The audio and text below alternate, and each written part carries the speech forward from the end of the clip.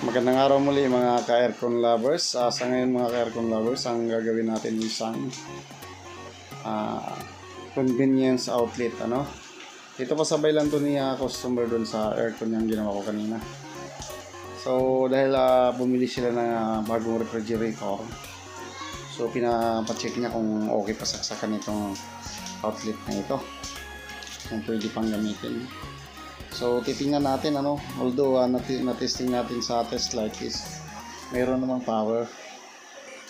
So yan, mapapansin nyo mga ka-electrician maprotect din napakadelikado yung ilalim mo kasi wala na pong balat yung wiring, yung pinaka-jumper ng outlet natin. Yan, so gagawin natin dito is pwede natin linisin o replace na natin ng bago conforme sa sasabihin ni customer. Ito yung bagong refrigerator na nabili nila.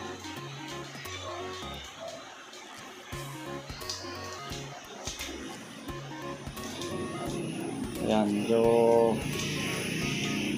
matigas na yung tornilyo kasi 40 years na ata itong electrical, itong outlet na to. Ayan, gumagamit lang dito is nasa 101 years old, Centennial Lola. Ayan. Ito na mga ka-electrician, mayroong bagong binigay si client na bagong saksakan. So papalitan na lang natin yung luma, so, medyo matagal na rin.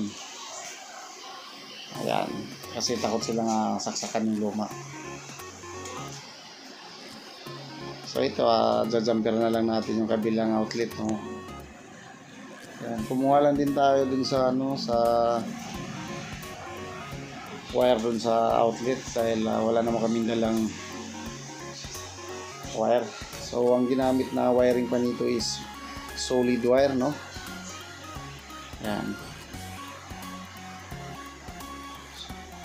So ganun, ipapakita ko sa inyo mamaya kung paano palit ng outlet na naka live wire tayo, Kung mapapansin nyo kanina, umilaw po yung test light. So ito, medyo matigas yung wire niya kasi solid. Pero medyo matagal-tagal na rin to kasi yung gumamit pa nitong yung nakatira dito sa bahay nito is 101 years old, Nagulat nga ako dahil kala ko nasa 80 something lang yung edad ni Lola. Yung pala centennial na. So itong kasama ko isang electrician din to. Pumasok din sa shop ko as aircon trainee, Pero ngayon marunong na rin. Kumbaga hindi lang sa electrical, meron na rin siyang alam sa air conditioning, ref and aircon, Yun yung importante sa atin mga technical, kailangan. So ito pala yung outlet, Yan, pinapakita ko sa inyo. Jajamperan lang natin. Yan, yung kabila, lalagyan din natin para magkaroon ng power na 220. So, pag pag balat kayo ng wire, kasi dapat nasa 10 to 12 yung babalatan natin para hindi siya naka-expose yung open wire, Kasi kagaya nung pinalitan natin, kung mapapansin nyo, wala ng balat. Kaya pagka matanggal yung pinaka-cover, pag nasundot ng bata, kawawa, napakadelikado. Yan. Ito, dahil electrician din itong kasama ko, siya nang didiskarte dyan, Yan.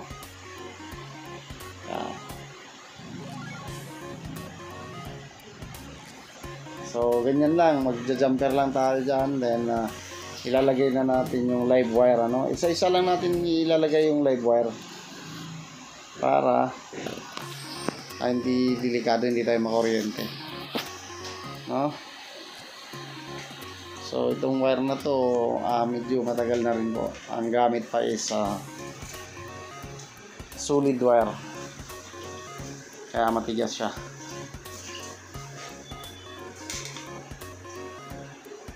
Yan, every time na magbalat tayo ng wire, dapat tinatansya lang natin ng sukat, no? Para hindi lilitaw dun sa sa pinakasuksukan ng saksakan, no? Hindi nakikita yung open wire. Ayan, testing natin para makita nyo kung live wire ba.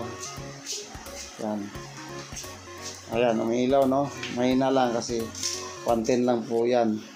Dito 110 din. Ayan, meron din, di ba?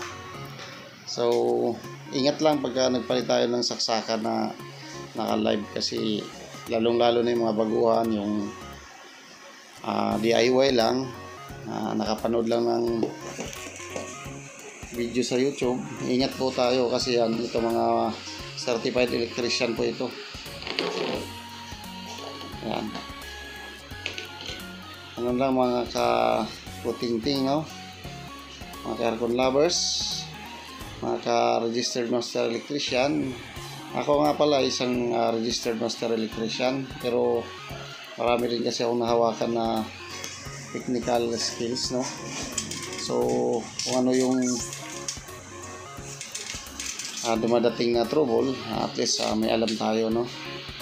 Isa din po akong aircon, rep aircon, then mayroon din tayong kunting alam sa electronics. Nakapag-training din tayo ng electronics. So itong partner ko is naging kabats ko to sa electronics nung nag-training kami, kaya napunta sa akin to since na nag-pandemic. Isang taon pa lang mahigit sa akin ito. Yan, dati siyang electrician ng Daiichi. Then nung nag-pandemic niya, nag-electrician sa mga building wiring. Then lumipat din sa sa shop sa rep aircon. Gusto rin niya matutunan rep aircon. So para maganda naman yung resulta, no? So hindi tayo makundido sa isang lang kalaman, kailangan saliksikin natin. Yan, ganyan lang magkabit ng wire. Live yan, ano? So ingat lang tayo, lalong mga baguhan. Saka yung hindi ko nakasub ng mga na kuryente, kasi baka madisgrasya po tayo. Yan, hindi na namin in-off kasi talagang sinadya ko para ipakita ko sa inyo yung, kasi mayroong mga times na hindi talaga pwedeng magpatay ng breaker, no? Kasi mayroong mga makinarias na hindi pwedeng off, o di kaya mga equipment, no? So ganun lang kadali mga ka-aircon tech, mga ka-electrician, mga ka-RME dyan.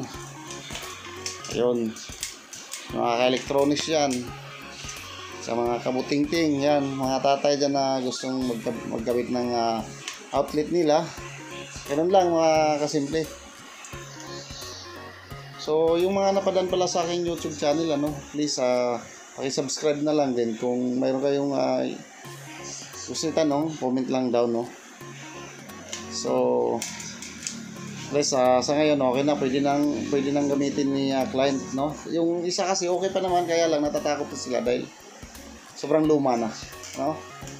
So siyempre bago yung refrigerator nila. Ayun, testing natin ayun, meron. Kung mapapansin nyo, maliwanag, no? So hanggang dito lang tayo mga kabuting-ting, Maraming salamat sa mga nanonood.